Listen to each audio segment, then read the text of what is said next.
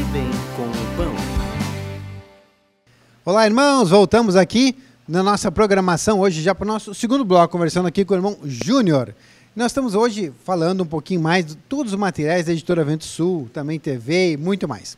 Falamos no primeiro bloco a respeito do livro O Bem, a Imitação da Vida. E Júnior, agora nós estamos aqui, estava conversando contigo para a gente falar um pouquinho do livro O Dano da Amargura. Amém. Esse livro traz pontos específicos assim que a gente acabou deixando para trás, né? Acha, passou um tempo, então já está tudo certo, está tudo perdoado, não tem mais problema nenhum.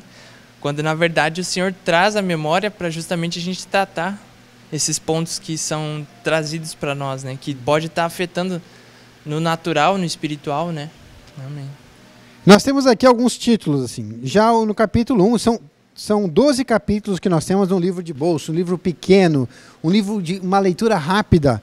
Contudo, nem tão rápido, porque a gente começa a meditar, a refletir, a gente vê que não é tão rápido assim a leitura. Né? Se fosse um livro natural, se fosse só ler, lia em questão de uma horinha, ali estava feito a leitura. Né? No primeiro capítulo já fala da amargura, e no capítulo 2 o vírus fatal, e depois o livro-se da amargura. Quando tu começou a ler esse livro, Júnior, provavelmente, né, tu diz, eu preciso ler, pelo conhecimento ou porque tu já achou assim, eu acho que essa danada da amargura está me pegando, vou ter que ler para ver como é que eu faço. Eu vi que tava pegando um pouco, tinha algumas partes com o Senhor que não estava resolvida assim, que precisava de um esclarecimento melhor e esse livro veio certinho nesses pontos, né, que devem ser esclarecidos. E um testemunho recente que eu tenho, né, no caso dessa vida de casado agora, a gente percebe o tanto de coisa que a gente fazia quando solteiro, que a gente magoava pessoas, e estando casado, né, no caso, a gente tem uma mente renovada de que aquilo não era necessário ter feito. E através desse livro o Senhor me trouxe na memória de várias coisas que aconteciam com a minha família, né, anteriormente, que eu fazia e estava desagradando eles, mas na minha visão não, né. No momento ali eu achava que não. E aquilo pode também ter gerado uma amargura na minha família, em mim, né? Daí, no caso, nesse livro, através desse livro, eu consegui restaurar isso, né? Daí, né, no caso, eu entrei em contato, né, com meu pai, tudo, com a minha irmã. Acabei pedindo perdão de fatos que ocorreram. Então, o Senhor trouxe a vida através desse livro, né? Que ali fala também pra gente fazer uma lista, né? Eu acho bem interessante essa parte, fazer uma lista de todas as pessoas que você sente alguma amargura, alguma coisa ruim, e orar por elas, né? Liberar perdão e pedir perdão também para as que forem necessárias, e fazendo isso, com certeza o Senhor vai operar grandemente. Aqui no capítulo 2 fala o vírus fatal. Todos nós estamos passando por dificuldades, privações e tribulações, porque estamos resistentes a Deus, deixando de fazer o que Ele manda. Deus tem nos orientado muito as nossas vidas, e a gente tem toda uma orientação de como fazer, e a gente, pelo dia a dia, a gente acaba, não, eu preciso fazer isso, preciso fazer aquele outro, e acaba não seguindo muitos preceitos. E aí abre a brecha, né? Não é Deus nos fazendo mal, mas abre a brecha. Deus não tem como combater o inimigo que quer se aproveitar daquela brecha, porque ele fica no direito, né, de adentrar na nossa vida e nos perturbar. E aí Deus fica lá dizendo, né, por que ele não fez o que eu pedi? Por que, né, que... E aí nós temos o Salmo 81, que fala alguma coisa assim também, né, Júnior? Então, como a gente passa trabalho por não seguir a obediência a Deus, né? É verdade. E é simplesmente obedecer, né? Assim como ele falava com Josué, né? Ali no início do livro de Josué, ele falava, medita no livro dessa lei dia e noite, para que tenhamos o cuidado de seguir, né? Então, a gente deve ter essa realidade de meditar na palavra do Senhor dia e noite, para a gente ser próspero em nossa vida, né? Que daí já inclui um outro livro, né? Seja próspero. Que eu creio que os dois estão atrelados, né? O dano da amargura com o seja próspero. Porque a gente pensa, não tem nada a ver, eu estou dizimando e ofertando na igreja e minha vida parece que não muda. Mas será que tem alguma amargura? Alguma coisa que tem ali atrapalhando a obra do Senhor? E a gente, nesse livro, também relata isso, que às vezes a gente tem que confessar ao Senhor pecados, né? Pedir perdão, liberar perdão, para Deus também abençoar na vida financeira da pessoa, né? Que é o que está descrito aqui no capítulo 3, Júnior. Em Hebreus 12:15, Deus dá-nos um conselho para que tenhamos saúde física e espiritual e para sermos prósperos em todas as áreas da nossa vida. Que é justamente aquilo, né? Que a gente não pode ter amargura, para que brotando não venha nos prejudicar essa amargura, né? Que fica aquela raiz, nenhuma raiz de amargura, que não haja nenhuma raiz de amargura que brotando nos perturbe. E ele diz que inclusive a palavra de Deus nos revela que a amargura é inclusive empecilho para a nossa prosperidade. Sim. Então às vezes a gente diz assim, eu não gosto muito daquela pessoa, mas eu dizimo e oferto, quem disse o Júnior, né? Não, mas eu dizimo, eu oferto, né? Ah, não, mas Deus não, tem que estar aberto, tem que estar com a mão livre, não pode estar segurando nada, amigo. Se estiver segurando alguma coisa, Deus vai querer botar uma prosperidade na tua mão, tu não tem como segurar, né? Tá lá com a mão enganchada lá nos teus problemas, tem que estar com a mão aberta, livre, né? Sem peso nenhum para poder segurar aquilo que o Senhor quer te dar de bênção na tua vida. Júnior, o que mais tu nos fala a respeito desse material? Amém. E ele traz, no caso, várias libertações em nossas vidas, né? E é assim, em vários aspectos, tanto na vida material, no caso, entre a família, quanto na vida do trabalho também, né? E na vida da igreja, porque são os 3 pontos que o Senhor trabalha muito em nós, né?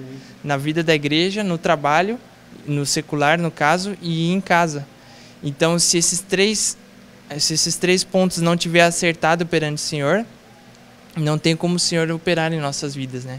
E a questão da amargura, né? Que sempre a gente ouve falar e a gente não sabe o que gera isso. No caso, é um perdão retido, né?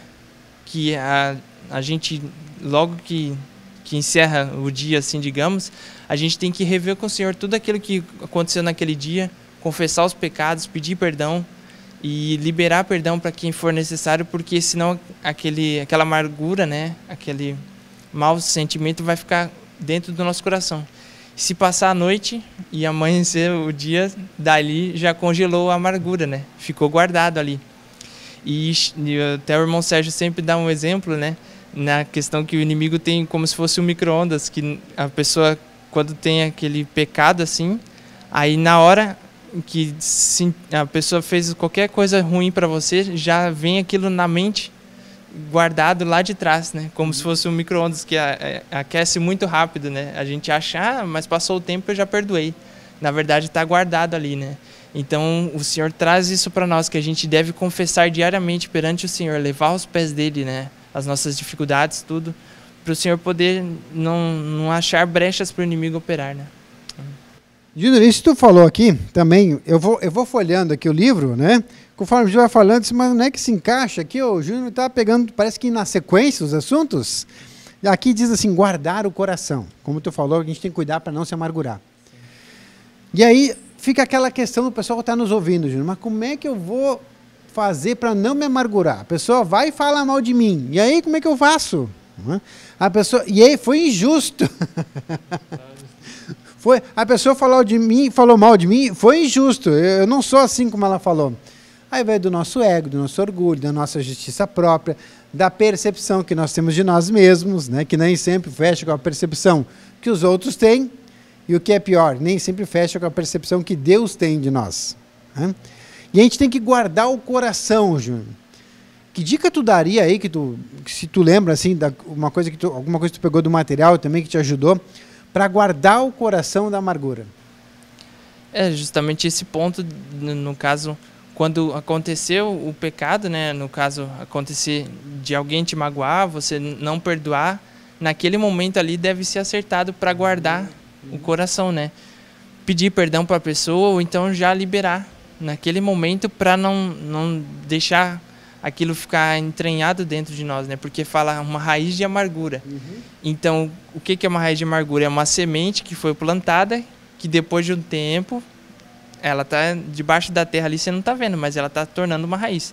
De repente brota aquela árvore enorme. Você fala, mas como que apareceu isso do nada? É porque já estava há muito tempo ali. Então, e sempre fala pra gente combater o mal pela raiz, né?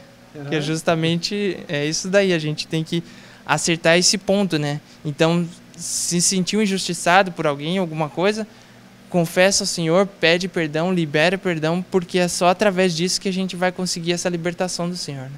E aí vai limpando o coração, porque não adianta também te ficar todo o tempo pensando naquilo. Poxa, aquela pessoa me fez mal, daqui a pouquinho tu vai estar em outro lugar, aquela pessoa falou isso de mim.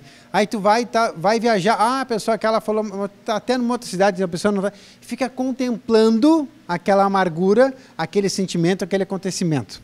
E nós temos, que nem diz lá em Romanos, capítulo 12, versículo 12, temos que renovar a nossa mente. Então aproveitar essa ferramenta do perdão para que a gente possa ir limpando a nossa mente, né, Júlio? Com certeza. E o Senhor nos fala isso, né? Perdoar as nossas dívidas assim como nós perdoamos nossos ofensores. Essa é uma oração que o próprio Jesus fez, né? Ensinando a nós a orar. Então, ali é esse o princípio, né? Perdoar as dívidas de todos, porque o Senhor já perdoou a nós, né? Então, a gente fala, mas esse pecado foi muito grande, não merece perdão. Então, para o Senhor não tem pecado grande ou pequeno, né? Tudo é pecado. Então, cabe a nós só fazer essa prática, né, de liberar o perdão e perdoar as pessoas, né? E aqui no capítulo, eu estou aproveitando o livro aqui do Júnior, e a gente vai vendo capítulo a capítulo. No capítulo 9 diz, ouça a Deus, que é como a gente vai renovar nossa mente. Porque às vezes a gente fica assim, não consigo pensar em outra coisa, senão aquilo que aquele malvado me fez. Aí está lá, a gente tem que buscar ouvir a palavra de Deus, buscar o meditar na palavra de Deus, e a gente vai com isso vendo, pensando, comendo realmente o que o Senhor quer para limpar o nosso coração da amargura que nos causa tantos danos. Como disse o Júnior, no relacionamento de casal, a gente traz as amarguras já daquilo que a gente já viveu da nossa vida anterior, traz para dentro, e aí, ali nos pega a rejeição, a rebelião, tudo por causa da amargura que nós temos de determinadas circunstâncias que nós passamos na vida. E aí o cônjuge, né, Júnior, acaba passando por algumas situações que inicialmente Deus aproveita tudo, tá? Não pensa que o cônjuge, ele está passando por isso, coitado. Não, Deus está aproveitando também para limpar alguma coisa lá, com certeza, né? Os arranjos são de Deus. Mas ele passa por causa dos meus sentimentos, né? Aí eu entro num relacionamento cheio de ciúmes, né? Cheio de autoproteção e aquilo que a pessoa, por que tu está assim? Por causa das amarguras anteriores. Sim, acaba refletindo, né? Que querendo ou não, a gente traz uma carga, né? Da nossa vida familiar que a gente teve, acaba trazendo para um relacionamento, né? E isso acaba atrapalhando a vida, né, conjugal ali, né? E o Senhor permite justamente para limpar, né? Eu creio que cada etapa das nossas vidas é justamente que o Senhor permite para estar limpando, né? A fase de quando a gente está em família, né? Cresce, vai para a escola, depois vai para o trabalho. E assim o Senhor vai limpando cada vez mais para a gente nos tornar cada vez mais servo dele, né? Júnior, eu falei aqui da vida de casal, né? A vida de casal, claro, a gente tem a ferramenta do perdão que nos livra da amargura. Mas a vida de casal também é uma ferramenta maravilhosa, né? Que faz a gente botar as amarguras para fora, todos os nossos sentimentos de rebelião e rejeição. Uma ferramenta que o Senhor usa muito para que a gente possa ser curado por Ele. Porque no dia a dia brota muita coisa, né? É verdade, com certeza. E o maior exemplo disso é nós, como esposa de Cristo, né? E Cristo sendo nosso esposo. A gente vê que isso se reflete na vida da igreja, né? A gente tendo esse relacionamento que o Senhor não se agrada dentro de casa, quando chega na igreja, acaba refletindo isso, né? E a gente não tem essa realidade. Porque a gente imagina, é só aqui em casa o problema que eu tenho. Chegou lá fora, já não tem mais problema. Na verdade, não. A gente só está refletindo na vida da igreja, no corpo de Cristo, né? E isso acaba atrapalhando o desenvolvimento da obra também, né? Não só pessoal. E como a vida doméstica, né, a gente acaba se liberando um pouco mais, porque a gente na vida social a gente é mais polido, né? E na vida doméstica não, a gente é mais solto, mais tranquilo, e ali aparece muita coisa. Então, às vezes, até o cônjuge nos dá os alertas, né? Tu tá sendo assim. Imagina, ninguém falou isso de mim na igreja. Claro, lá a gente é todo polido, né? Mas lá na vida do lar, a gente às vezes solta um pouquinho mais, a gente é mais solto, e aí aparecem os problemas, e a gente tem aí a vida conjugal para ajudar muito, né, no nosso labor aí, para ser curado pelo Senhor. Muito bem, meus irmãos, chegamos aqui ao final do segundo bloco, já a gente volta para começarmos aí o bloco final, tá bom?